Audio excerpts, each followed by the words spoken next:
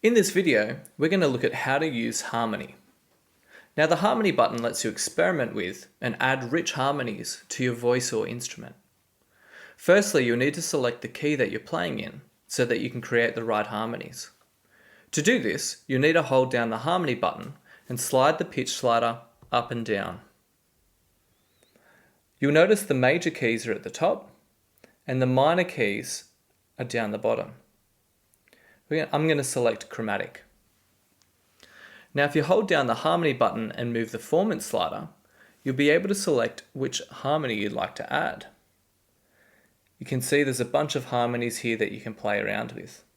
I'm going to demonstrate some of these now.